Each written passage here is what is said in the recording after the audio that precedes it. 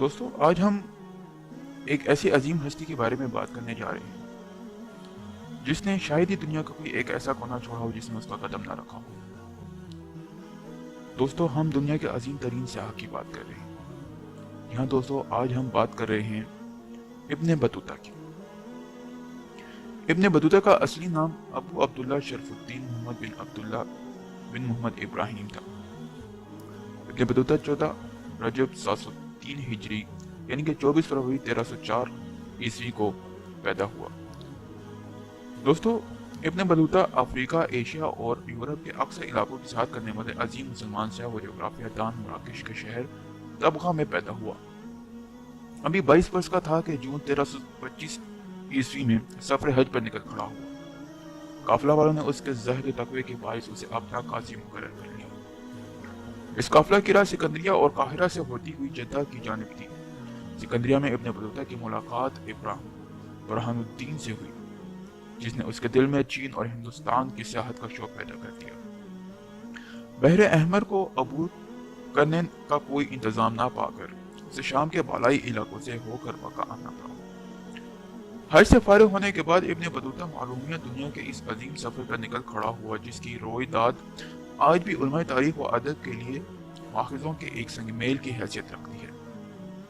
ابن بطوطہ کا اگلا سفر عراق اور فارس کے لیے تھا۔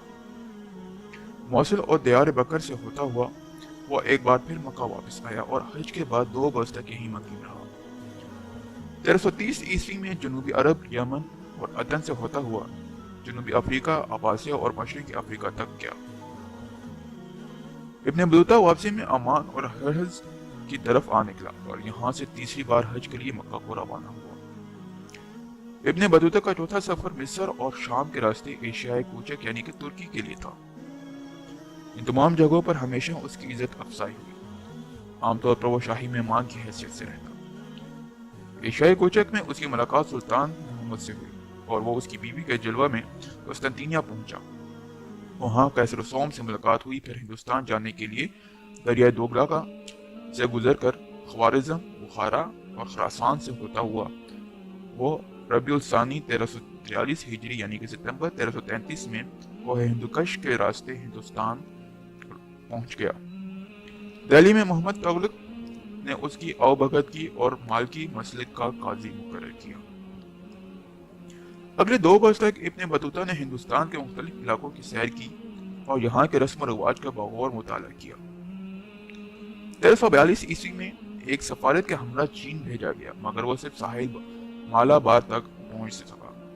جزائر مالدیپ کے سلطان نے بھی اسے ایک بار پھر قاضی کا عہدہ پیش کیا۔ یہاں 1 برس رہنے کے بعد وہ لنکا پہنچا، جہاں مشہور چوٹی پر بھی چڑھا۔ 1345 عیسوی میں ابن بطوطہ لنکا سے بنگال، سلہٹ اور کمبوڈیا کے راستے پیکنگ اور کینٹن کی طرف بھی گیا۔ واپسی پر سماٹرا، مالابار، تفار، عمان، جنوبی فارس اور بغداد سے ہوتا ہوا 748 ہجری یعنی کہ 1347 عیسوی میں وہ چوتھی بار حج کے لیے مکہ پہنچا۔ بغداد میں اسے علم ہوا کہ 15 برس ہوئے اس کے والد کا انتقال ہو چکا ہے، البتہ والدہ ابھی زندہ ہے۔ چنانچہ وہ شام اور مصر کے راستے گھر کی طرف روانہ ہوا اور 25 شعبان 750 ہجری یعنی کہ 8 نومبر 1349 عیسوی میں 24 برس کے بعد طبقہ پہنچا۔ 754 ہجری 1352 میں ابن بطوطہ اپنے آخری اور طویل تر سفر پر روانہ ہوا۔ تیونس اور الجزائر کے علاقوں سے ہوتا ہوا ٹمبکٹو، مالی، اگادیز اور گوگو کے سبزہ زاروں اور جنگلوں کی سیر کرتا ہوا 756 ہجری 1354 میں واپس مراکش پہنچ گیا۔ یوں اس کا یہ 28 سالہ طوفانی سفر ختم ہوا، جس میں اس نے مجموعی طور پر 75,000 میل کا سفر طے کیا۔ مراکش کے حکمران ابو غنان نے اسے آپ بیتی لکھنے کا حکم دیا، تو ابن بطوطہ نے ابن جزی محمد بن جزی کو اپنے سفر کے احوال قلم بند کروائے۔ یہ آج سفر نامہ ابن بطوطہ کے نام سے ملتا ہے۔ اس کا ایک انگریزی ترجمہ تلخیص 1829 میں ڈاکٹر سیموئل لی نے شائع کرایا۔ मुकम्मल मतन की पहली जिल्द प्रोफेसर गुब ने 1958 में कैम्ब्रिज से शाया की। उर्दू में सबसे पहले डॉक्टर नवाजिश अली ने सैमुअल ली के तर्जुमे से इसका तर्जुमा किया। फिर 1898 में मोहम्मद हुसैन ने लाहौर से इसकी जिल्द दोम का तर्जुमा शाया किया। पहली का तर्जुमा मोहम्मद हयातुल हसन ने 1897 ईस्वी में किया, जिसका दूसरा एडिशन 1961 में शाया हुआ। फास में इब्ने बतूता ने अपने बाकी मानिंदा अयाम बतौर काजी गुजारे। इसका नायब इब्ने जजी उससे पहले ही 1356 ईस्वी में फौत हो गया था। इब्ने बतूता की वफात मराकश यानी कि तुर्की में ही हुई।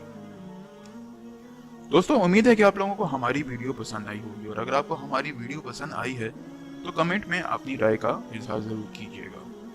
और अगर आपको हमारी मजीद वीडियोस देखनी है इसी तरह की, तो सब्सक्राइब करना ना भूलिएगा हमारे चैनल को। जज़ाकल्लाह, अल्लाह हाफिज।